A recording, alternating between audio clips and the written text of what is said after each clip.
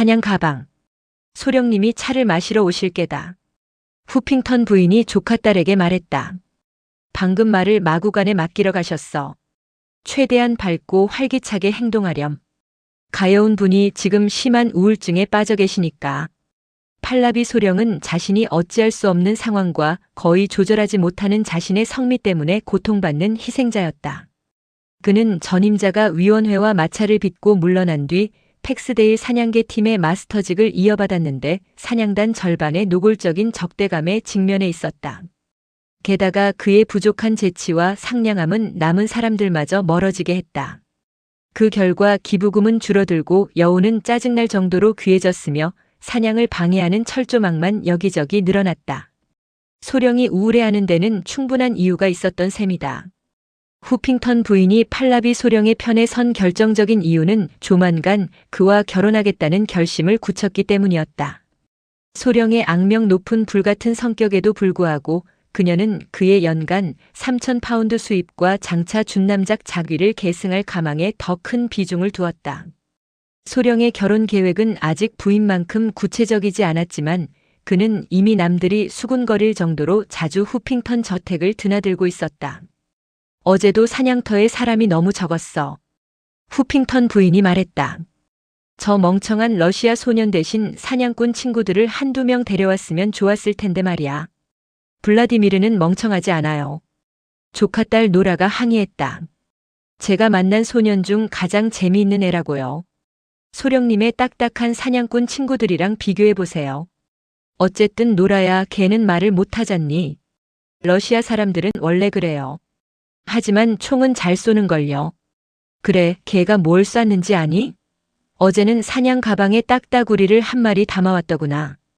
꿩 3마리랑 토끼 몇 마리도 잡았잖아요. 그렇다고 사냥 가방에 딱따구리를 넣는 게 정당화되지는 않아. 외국인들은 우리보다 훨씬 더 다양한 것들을 사냥 가방에 담아요. 대공들도 독수리를 쏘는 걸 아주 진지하게 생각한다고요. 어쨌든 블라디미르에게 어떤 새들은 스포츠맨으로서의 품위를 떨어뜨리는 거라고 설명해줬어요. 걔는 이제 19살이라 품이라는 말에 아주 잘 반응하거든요. 후핑턴 부인은 콧방귀를 뀌었다.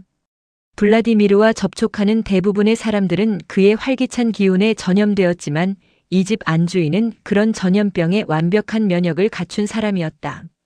지금 들어오는 소리가 들리는구나. 가서 차 마실 준비를 해야겠다. 여기서 차를 마실 거다. 소령님이 나보다 먼저 들어오시면 잘 대접하고 있거라. 무엇보다 밝게 굴어야 한다. 노라는 생활의 소소한 즐거움들을 고모의 자비에 의존하고 있었기에 자신이 시골 생활의 단조로움을 깨기 위해 데려온 러시아 소년이 좋은 인상을 남기지 못하고 있다는 사실에 당혹감을 느꼈다. 그러나 그 젊은 신사는 자신의 결점을 전혀 눈치채지 못한 채 피곤하지만 평소보다 덜 단정한 모습으로 그러나 분명히 광채를 뿜으며 홀로 뛰어들어왔다. 그의 사냥 가방은 아주 묵직해 보였다. 내가 뭘 쐈는지 맞춰봐요. 그가 요구했다. 꿩? 산비둘기? 토끼? 노라가 짐작했다. 아니요, 커다란 짐승이에요. 영어로 뭐라고 하는지 모르겠는데 갈색이고 꼬리가 거무스름해요. 노라의 안색이 변했다. 나무에 살면서 견과류를 먹나요? 노라는 커다란이라는 형용사가 과장이기를 바라며 물었다. 블라디미르는 웃었다.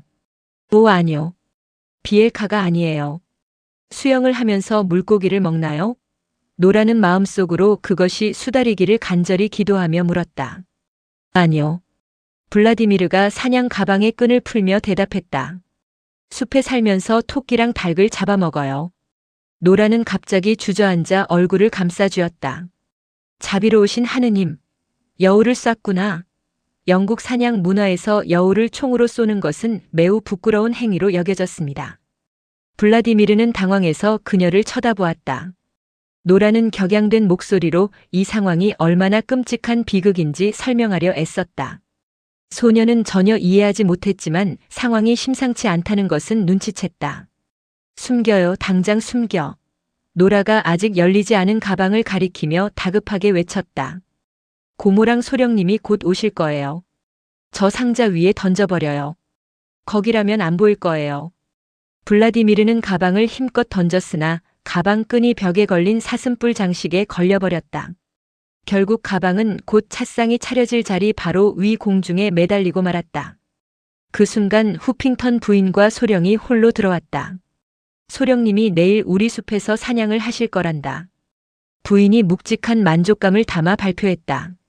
사냥 터지기 스미더스가 이번 주에 너트 숲에서 여우를 3번이나 봤다고 확신하더구나. 그랬으면 좋겠군요. 정말 그랬으면 좋겠어. 소령이 침울하게 말했다. 연이은 꽝 사냥을 이제는 끝내야 합니다. 여우가 특정 구역에 평생 세입자로 자리 잡았다는 소리를 듣고 가보면 흔적도 없는 경우가 허다하거든요. 위든 부인의 숲에서도 우리가 가기 바로 전날 여우를 총으로 쏘거나 덫으로 잡았을 게 분명해요.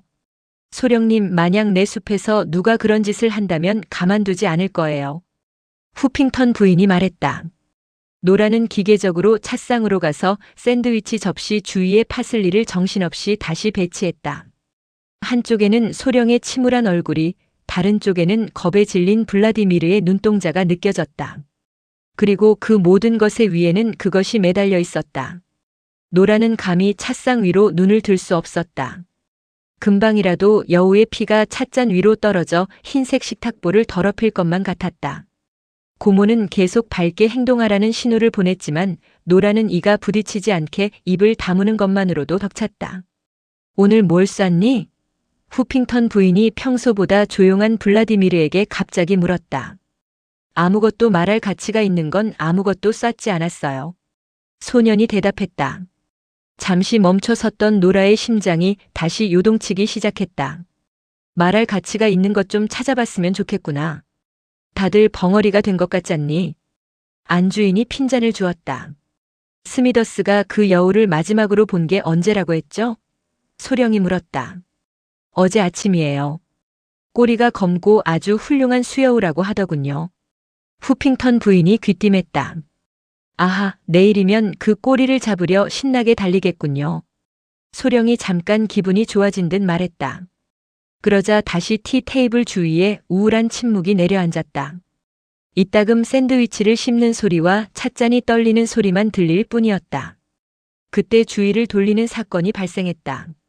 후핑턴 부인의 폭스 테리어가 빈 의자 위로 뛰어올라 테이블 위 음식을 살피더니 차 케이크보다 더 흥미로운 무언가를 향해 코를 킁킁거리기 시작한 것이다. 뭐 때문에 저러는 거니? 개가 갑자기 으르렁거리며 짖기 시작하자 주인이 물었다. 어머, 블라디미르, 내 사냥 가방 때문이구나. 가방 안에 뭐가 들어있니? 세상에. 이제 자리에서 일어난 소령이 말했다. 아주 강렬한 냄새가 나는데요. 순간 소령과 후핑턴 부인의 머릿속에 동시에 한 가지 생각이 스쳤다. 그들의 얼굴은 서로 다른 자줏빛으로 달아올랐고 한 목소리로 비명을 질렀다. 내가 그 여우를 쐈구나. 노라는 서둘러 블라디미르를 변호하려 했지만 그들의 귀에는 들리지 않는 것 같았다. 소령의 분노는 마치 하루 쇼핑을 하러 도시에 온 여인이 끊임없이 옷을 갈아입듯 온갖 험악한 단어들로 터져나왔다. 그는 운명과 세상의 질서를 저주했고 눈물이 날 정도로 가련한 자신을 동정했으며 자신이 아는 모든 사람에게 가혹한 형벌을 내렸다. 만약 그에게 파괴의 천사를 일주일만 빌려주었다면 그 천사는 개인 공부를 할 시간조차 없었을 것이라는 인상을 줄 정도였다.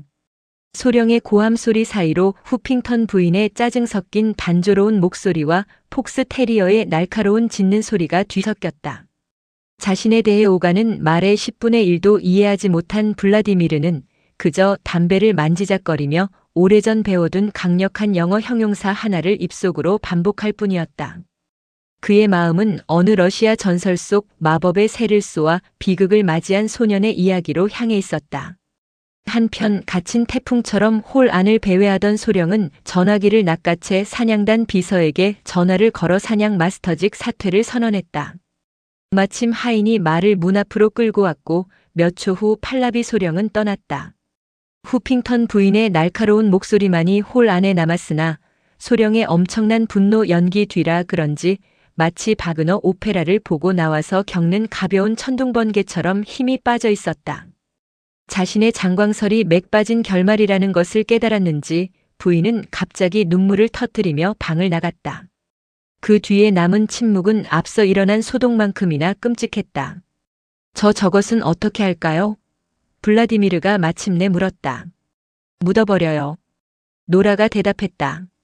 그냥 평범하게 묻어주면 되나요? 블라디미르는 안도한 듯 물었다. 그는 지역 성직자들이 입회해야 한다거나 무덤 위로 예포라도 쏴야 하는 건 아닌가 내심 걱정했던 모양이다. 그리하여 11월의 어스름한 저녁 러시아 소녀는 행운을 빌며 자신의 종교 기도를 몇 마디 웅얼거린 뒤 후핑턴의 라일락 나무 아래에 커다란 긴털 족제비 한 마리를 서둘러 하지만 정중하게 묻어주었다.